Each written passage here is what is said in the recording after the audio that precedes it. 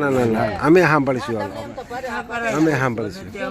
આપણો જીવ બહુ દુઃખ પામે છે દુઃખ એટલે દુઃખ તો ભોગવીને આવ્યા છે કયા દુઃખ